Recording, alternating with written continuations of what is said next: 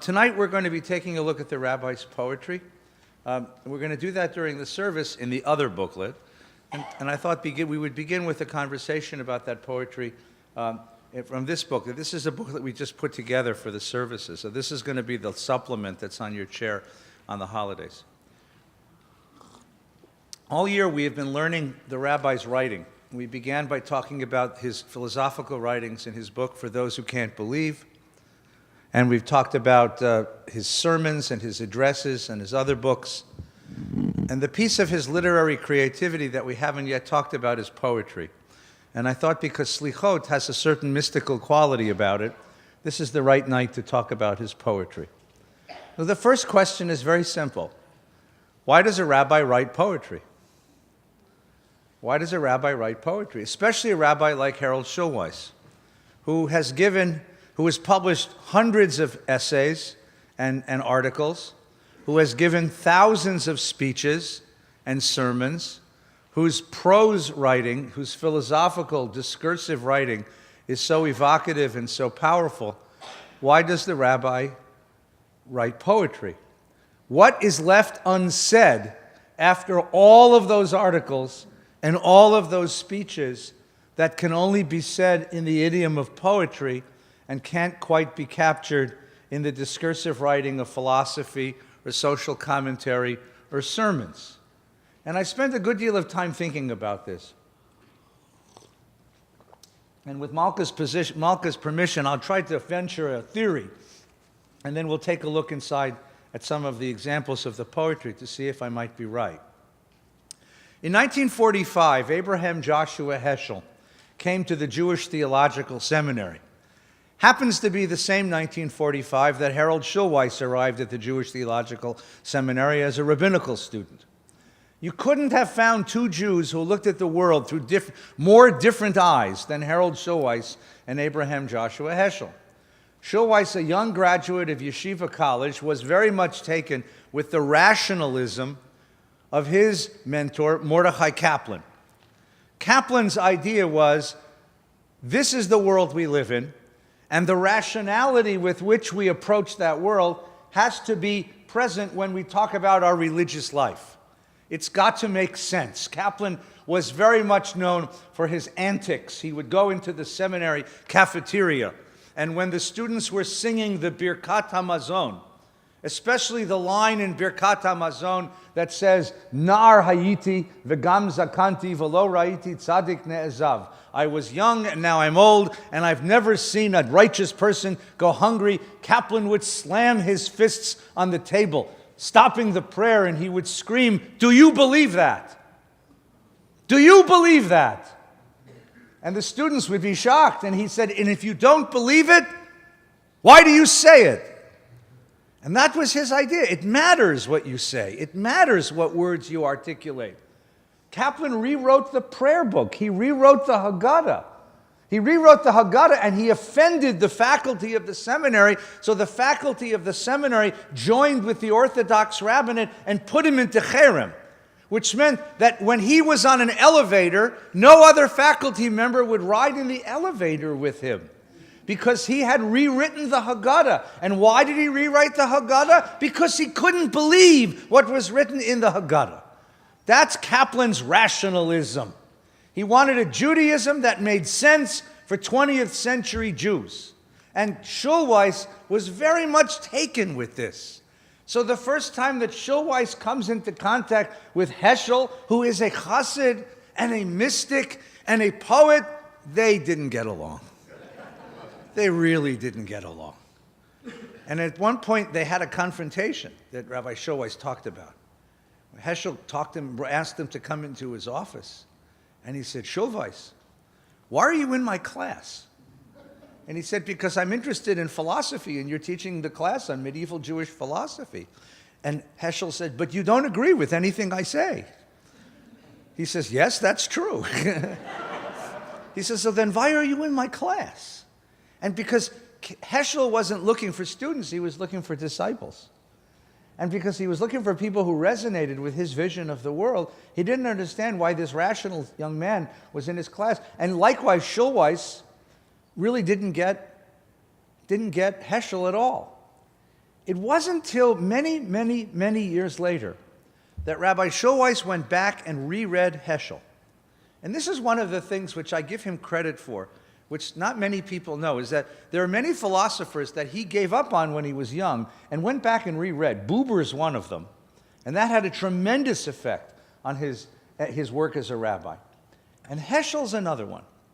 Later in his life, when the rabbi had grown and had kids and grandchildren and worked in synagogues and had a sense of what life was about, he went back and reread Heschel.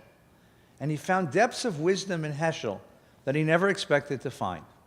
And in particular, there was one section of Heschel that Schulweis was very much taken with. Heschel has the chutzpah to write a critique of the rabbis of the Talmud. Most rabbis revere the rabbis of the Talmud. And Heschel did too, to the large extent, but he critiqued them in one of his essays. And he writes, the rabbis of the Talmud forgot about the man in the Jew. They forgot about the man in the Jew. Translation, they were so concerned with the life of Jewish spirituality, the life of Jewish religion. They forgot that Jewish religion is supposed to respond to the human condition. They were so taken with the life of the community, they forgot that the human condition is something all of us live with and all of us suffer from. And most particularly, Heschel writes that in forgetting the man and the Jew, they totally ignored the individual. Jewish life is relentlessly collective. We pray in the collective. Avinu Malkeinu, our Father, our King. We have mitzvot, we learn in the collective. We do mitzvot in the collective. Everything is about the collective. But what about the individual? What about the individual? And the individual's needs, and the search of the individual for connection, the search of the individual for meaning, the search of the individual for purpose, the fear we face, the despair we face, the sense of failure we face in life. What about the individual? Where is the individual in the life of the Jewish community? Heschel writes a very arresting line that caught Rabbi Schulweis's eye, and he spoke about it frequently. If you don't know how to pray by yourself, you don't know how to pray in community. Now that's a remarkable idea, because usually we do it the other way around. We always say we pray communally first. You come to minyan. You say Kaddish in a minyan. You say Baruch Hu in a minyan. There's always a service in a minyan. Where do we ever talk about praying by yourself? The solitary person in prayer. The person searching their soul in solitude to try to discover their own personal connection with God. That's something we don't speak about very often. And it's something that bothered Heschel a great deal, and Rabbi Schulweis began to resonate with that idea. Now, just ironically or incidentally, that's what Selichot is all about. This night of Selichot, the tradition among Ashkenazic Jews, is to gather on the Saturday night before Rosh Hashanah and to begin the process of Cheshbon HaNefesh, of taking the soul apart so that we might examine who we have become and what kind of life we have been living and where we are in the world, and to begin to recite prayers of penitence to God that we might clean ourselves up and remake ourselves and repair ourselves in advance of the new year that is about to come. The Hasidic tradition had a custom called hitbodedut, which means sacred solitude. The Hasidim would go out into the forest in the middle of the night and scream their prayers to God in order to feel the sense of self struggling to be whole.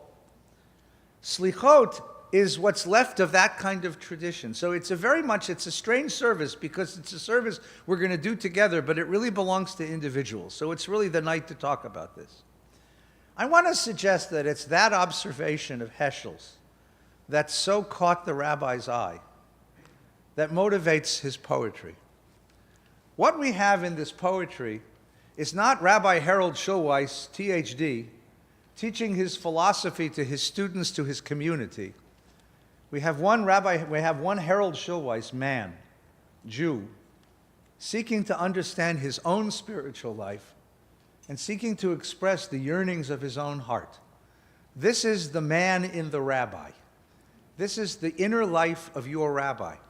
And he shared it with us in his poetry so that we, his students and friends, might have some access to understand what are the things that he yearns for. What are the things that bother him? What are the things that concern? What are the things that motivate him? And that's how we read this poetry. The man in the rabbi, the individual Jew. Now, just as a footnote or an aside for a moment, I'm very aware of this, especially this time of year, that you all look at me, you all look at my colleague Rabbi Hoffman, you look at the cantors, and you see us as the rabbis and the cantors, and it's hard for you to imagine that there's actually a human being in here. I mean, understand this, that before I was a rabbi, I was a Jew, and I've been a human being most of my life. And that while I can speak with a certain amount of authority about certain things about life and about morals and about politics and about Torah, like everyone else, there are moments of depression, moments of feeling lost, moments of loneliness, moments of alienation, and also moments of wonder, moments of discovery. And it might be hard for a community to look at their rabbi and see that in that person, but that's exactly what's in this poetry. The rabbi who lets us have a glimpse of what's inside, of what motivates him, which provides a very interesting contrast and comparison to the philosophy that he writes as well. So let's take a look inside, shall we?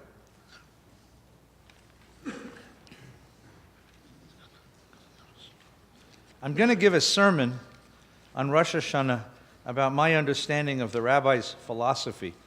If you turn to page 2, please.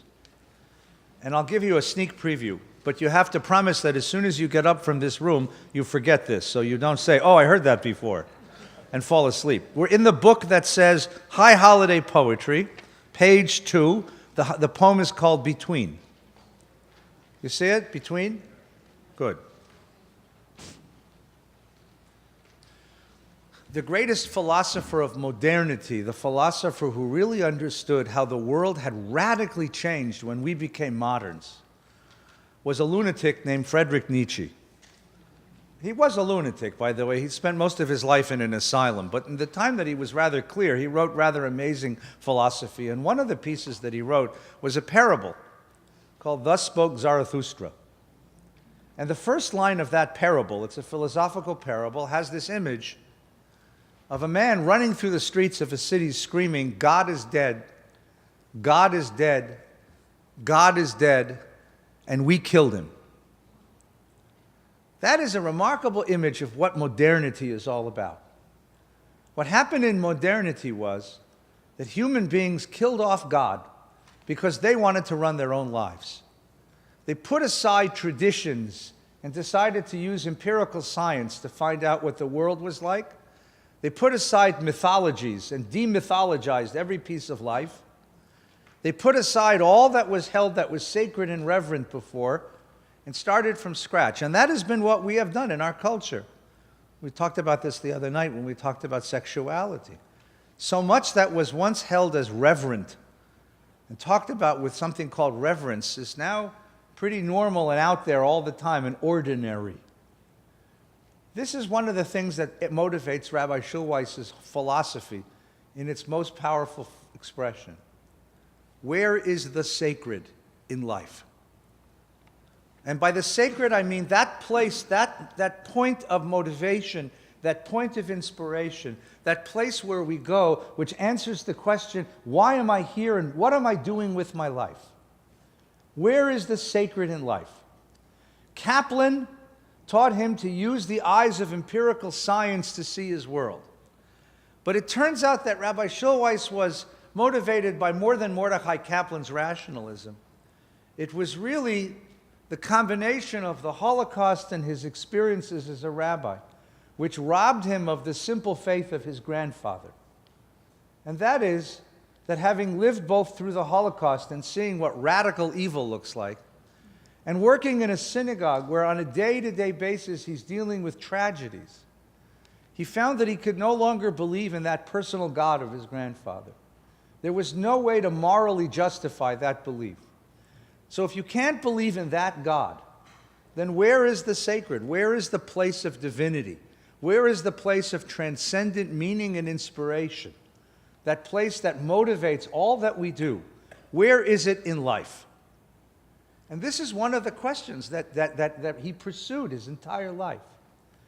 One of the answers that he came up with, he found in the writing of another philosopher that he had given up on when he was young and rediscovered when he was older, by the name of Martin Buber. Buber had a very, very simple understanding of the world, although he wrote it in impossibly complicated language. He said that the most important thing that human beings do is encounter each other. And in encountering each other, something remarkable happens. When two people really encounter each other, now not in the normal way. The normal way he called I-it. You get on the bus, and the bus driver says, pay your fare, and you say, thank you, good morning, and you pay your fare. You go to the bank, and you cash your check. You go to the supermarket, and you check out your milk. Those are called I-it relationships. Those are functional. But there's another kind of relationship when two people encounter each other, and we look into each other's faces, and something happens. There's something created, and it's not in you or in me. It's in the space between us. And in that space between us, something remarkable happens. And that he called betweenness. And that place in the space between us in a relationship, that, said Buber, that's the place where God lives. And that Rabbi Schulweis began to think about very deeply. So let's do this. Let's do this Talmud style, okay? Let's take a few minutes. You're all sitting with friends, right? Everyone's sitting with friends. If you're not sitting with friends, meet the person next to you. They're now your friend. And what I'd like you to do is to take a few minutes. Let's take 5 minutes or 10 minutes. And I'd like you to read 3 poems. The poem on page 2 called Between. The poem on page 3 called Touch My Love. And the poem on page 4 called Without or With. Okay? Take a few minutes. Turn to the people beside you. Read them in chavrusa. Read them in 2s or 3s. Read them with a partner. Read them out loud to the person sitting next to you. Take turns. They're in English. Read them with the people you're with. Take 5 minutes and read these poems. Go. Everybody read.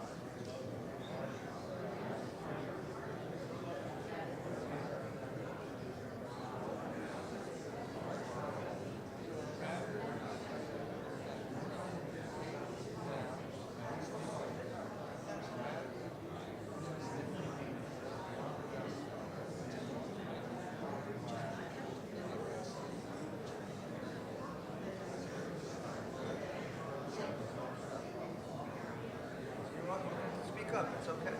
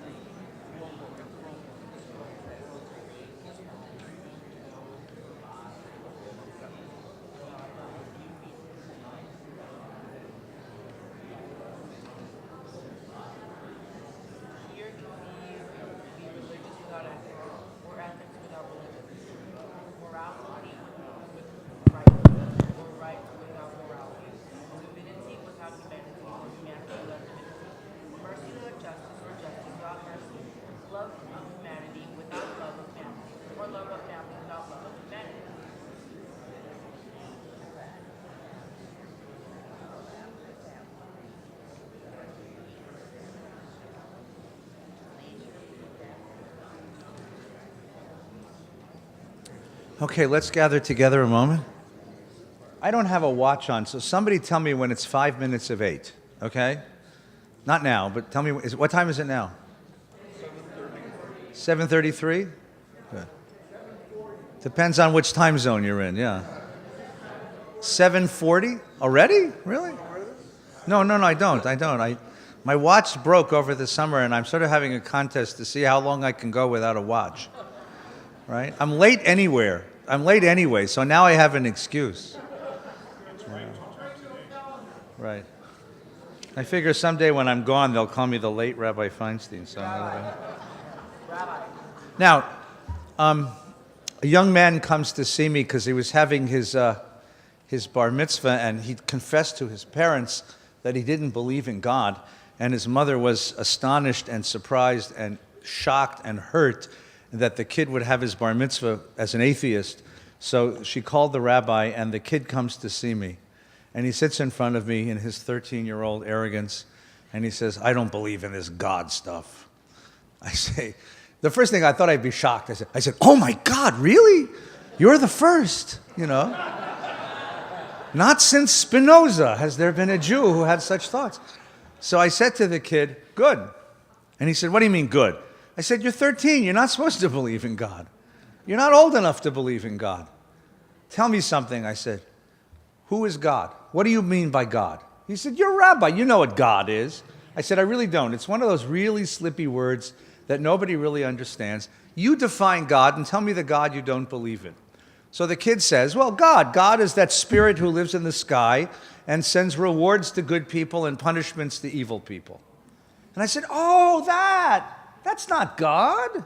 That's Santa Claus. I don't believe in him either. And he said, what, you don't? I said, no, in that case, I guess I'm with you. We both don't believe in God. Don't tell your mother. He said, but you're a rabbi. Interesting comment. Translation, you have to believe in this. We pay you to believe in this. No, it's a very interesting observation. You have to believe in this stuff. And I wonder how many of his elders feel the same way. That they'll come to synagogue, next week we're going to all be here. You'll come to synagogue and sit in shul and say, I don't believe in this, but he believes in this. And either I'm coming to share the idea that he believes in it because it gives me some comfort to know that at least somebody believes in this stuff, or, poor fool, he's just a foolish rabbi. So we humor him every year by coming to High Holiday and let him talk about his God, and then we don't show up for a year because, nobody believes in this stuff. Nobody believes in this stuff. So I said to the kid, the reason you don't believe is because the God you don't believe in is the God of your childhood. And in the same way that you can't wear the shoes or the clothes that you wore when you were just a few years younger, you can't hold on to the same theology you had when you were a few years younger. You've outgrown your theology. And it's time to move from a childish theology to a grown-up theology. He says, there is such a thing? I said, are you kidding? Absolutely. So let's learn together. Most rabbis are afraid to make that confession to their congregations. Most rabbis this Yontif are, in Kaplan's words, are going to read words they don't believe in. They're going to lead congregations in prayers that they don't believe in. That worries me, by the way. I have to tell you something. On the one hand, I have a great historical love of the Jewish people, and I appreciate the literature of our community as an historic document. On the other hand, there's a difference between an historic document and a devotional document. And when we ask you to read words which you don't believe in and we don't believe in, what are we doing to the experience of worship? And what would it be like to read words we did believe in? Words that we desperately believed in. I visited a black church. You ever been to a black church? You want to know from davening? Hoo-ha. These people know how to daven. Kenai Nahara, you know? I mean, crying, screaming, throwing their hands in the air, dancing, singing at the top of their lungs. Beautifully, by the way. Because they believe in what they're saying. The Christ, the Jesus they believe in is a palpable sense of presence in their lives. We don't do that. You probably knew that. You don't see a lot of screaming, crying, shouting, dancing in the aisles during Valley Bet Shalom services or any synagogue services. Because, first of all, we're, middle-class, white, suburban, repressed Jews, all this repression in us, right? And more than that, because I don't know if we rabbis have ever given you anything that you really believed in enough to get up and shout amen. Seriously. Most rabbis won't confess that this Yontif. They're going to lead their congregations in prayers that they don't believe in the congregation. We're going to play a game of pretend. Schulweis once had this wonderful comment, which I think he stole from Kaplan, which said, some Jews believe and some Jews don't believe, but most Jews make believe. And that's what we're going to do. We're going to make believe. We're going to all make believe. You're going to make believe, and I'm going to make believe that we believe these books, these words in this book, but we don't believe any of them. Well, the rabbi comes along, Schulweis comes along and says, no more dishonesty. I don't believe these words because that's not the God that I believe in. Because worshiping a God is a serious thing. Because it's a serious matter. Now let's find a God we can worship. And where does he go to find the God he can worship? Here, in the place between human beings. It's in that experience of two human beings who encounter each other. And sometimes we are lovers, and sometimes we are strangers who have found each other, and sometimes we are people from vastly different cultures and different worlds, and sometimes we are people who are very close together, but something happens in the in-between, and that's what he's writing. Something holy and powerful happens when human beings make common cause. When human beings come together to feel each other. When the rabbi did his work with Jewish World Watch, and Africans from the Congo came to him and said, what are you doing this for? There are no Jews in the Congo. And the rabbi said, no, but there are people who suffer in the Congo, and I suffer with them. And the man threw his arms around the rabbi, very large African-American black man. And that's what he means. When he says this, God elusive, where then? When then? Not me or mine, not you nor yours, but ours.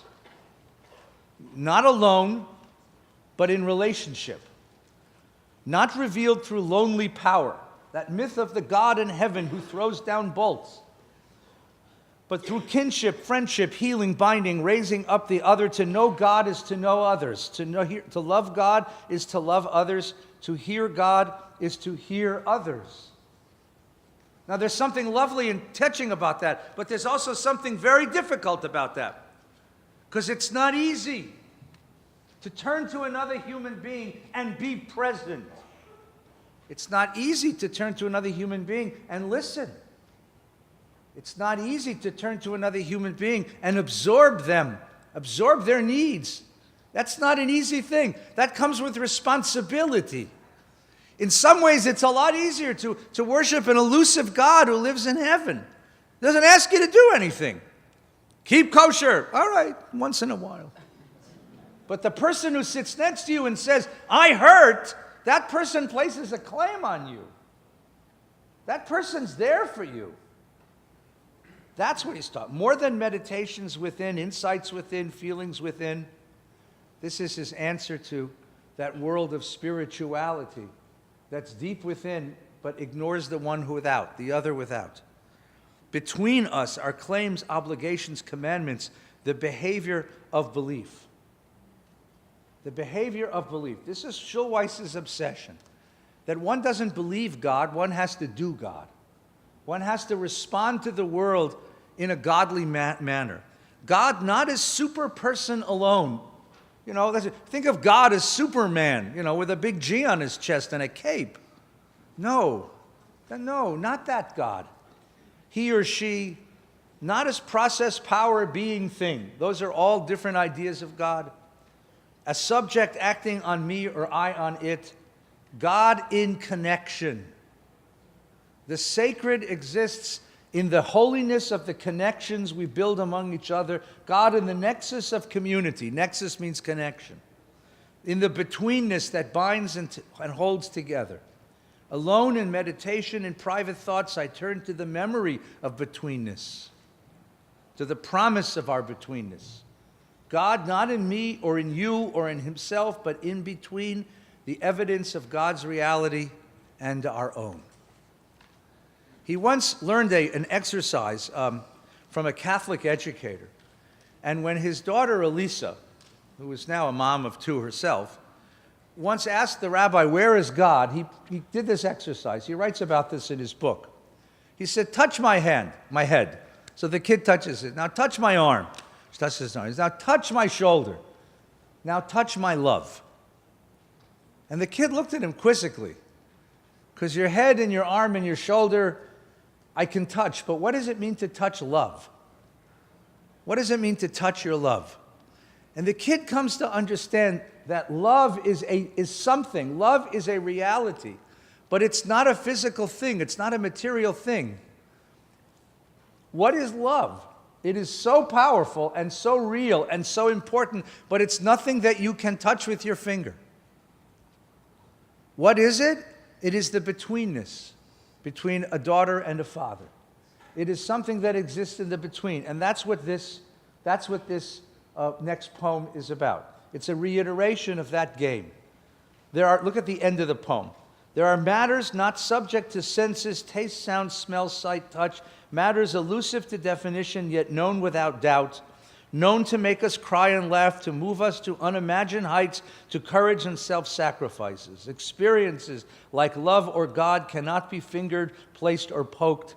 Of such things, it is wiser to ask, not where, but when. Not where is love, but when is love.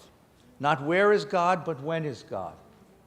Because love is that which goes on. It describes the relationship. It's the betweenness. This is where the rabbi found his divinity. This is where he found God. Now, spend a few minutes tonight as you're thinking about this. What would that mean? If you translated prayers into that language, if you translated mitzvot into that language, what would it mean? To think about God as the sacred betweenness that binds us together. Human beings who care for each other and protect each other and love each other. What does that mean? One more poem, and then we'll move to something beyond this. The poem on page 4, I have to confess that I read this poem 10 times. 10 times, not figuring out what the hell he was talking about. And I'll tell you why. So I read the poem, and it said, there can be religion without ethics or ethics without religion. And I said, wait, no. That must be a misprint. And I actually went back to the manuscript because I know he doesn't believe that. That there can be religion without ethics. All right, as an empirical statement, that's true. And ethics without religion, but that's not the rabbi's belief. Morality without rights, or rights without morality, divinity without humanity, or humanity without divinity, mercy without justice. Love, what is he talking about? Then I went to the next paragraph. Maybe the secret's in the next paragraph. There can be Shabbat without the week. What? And the week without Shabbat, leisure without work, work without leisure. Go down. An ought without an is. I read the poem 10 times before I read the title. And then when I read the title, I laughed. said, you tricky guy. So here's how he wants you to read it. Read it once through the way it's written. There can be religion without ethics. Sure, ISIS, brutal religion. People who do the most brutal, heinous, inhuman acts in the name of the worship of their God. And there can be ethics without religion. There are atheists who do wonderful things in the world. There can be rights without morality. There are ways of carrying out rights that have nothing to do with the real world, with the relationships, or morality without rights. There can be divinity without humanity. Yes, that's true empirically, but not the way it ought to be. The name of the poem is Without or With. So now read it again and change every without to with. And now read it. There can be no religion without ethics. Or there can be religion with ethics, or ethics with religion. Morality with rights, or rights with morality. Divinity with humanity, or humanity with divinity. Mercy with justice, or justice with mercy. Love of humanity with family, and love of family with humanity. There can be Sabbath with the weak, and the week with Sabbath. The kind of thinking that bothered Rabbi Schulweis most was something he called split thinking. It was this ability to split things that belong together. And if you want to know the secret of his ideas, the secret of his thought, and the secret of his heart, it was his crusade, it was his campaign to eliminate split thinking from the world. For every Jew who ever asked him, why do you care so much about people in Darfur? They're not Jewish. What does Darfur have to do with being Jewish? Split thinking. Them and us. Our people, those people. The chosen people and the goyim, all the rest of the people. Split thinking. A religion that worships a God without touching the world. Split thinking. Rites carried out with precision and... Turn that off. Thank you. Good. That's wonderful. Rites carried off. You could have done it in a simpler way. But that kind of split thinking drove him crazy. He said, because every time you think in those split, you take truth away. Truth always has to be unified and whole, even if it sometimes demands a paradox, a dialectic. You can't be a Jew and affirm your Jewishness without feeling the pain of a refugee who isn't Jewish halfway a world away. You just can't. That's what it means to be a Jew. And on the other hand, you can't care about that refugee without coming from a family that begins someplace in Jewishness. These things have to be brought together. So read the poem again and replace every without with a with, and now you understand what the last stanza means. Where is the sacred synapse? What is a synapse? It's a connection. It's a neural connection, right? The echad of all creation. I know. I didn't say when, I said where. I and thou, dust and stars, eagle and dove, body and soul, one universe, one humanity, one family, one self. This is what he believed in with all of his heart. This is how he reads the prayer book. This is how he reads the Machzor. This is how he reads the Torah. This is how this is the inner life of our rabbi. And this is what gave him, on the one hand, his greatest anguish, because he kept seeing these kinds of divisions in the Jewish world. And this is what gave him his greatest joys, is when we're able to put those divisions aside and make unities out of things that were once disjoined and divided. And that's where his deepest life lived. Now, tonight, we're going to finish now, because it's 5 of 8, as you told me, right? What we're going to do tonight is we're going to finish here. We're going to go up the hallway and make Havdalah. And then we're going to change the Torah mantles. And then, in the sacred tradition of Valley Beth Shalom, we're going to have ice cream. This ice cream, by the way, because there are rabbis in the room, has no calorie, fat, or carbohydrates. It is free ice cream without guilt, okay? And what guilt there is, you're going to repent in a few minutes anyway. And then at 8:45, we're going to gather back in this room to pray the Selichot prayers with the commentary of Rabbi Schulweis' poetry that will be read for us by David Yanowitz. The presidents and their helpers first, in a minute, as soon as I'm done. I got to give the. So do me a favor. So if you'd like, take the Selichot booklets and just leave them on your chairs, okay?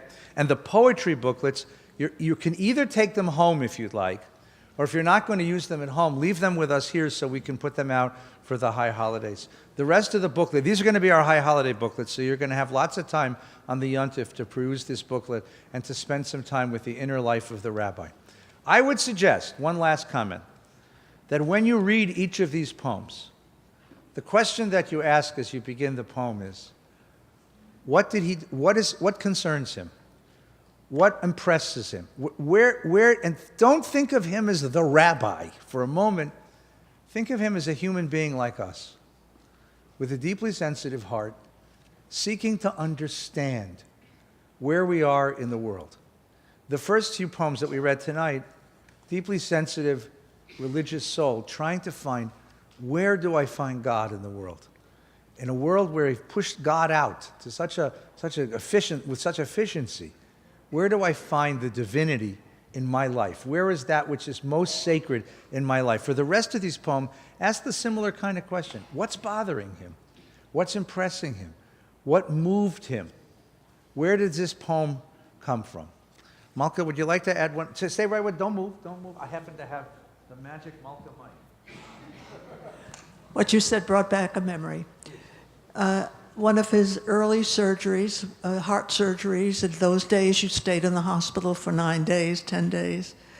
And I would stay all day, and about 9:30, 10, I'd go home. And the understanding was, as soon as I got home, he would call me, I'd call him to make sure I got home all right. So I did just that. And he told me what happened after I had left.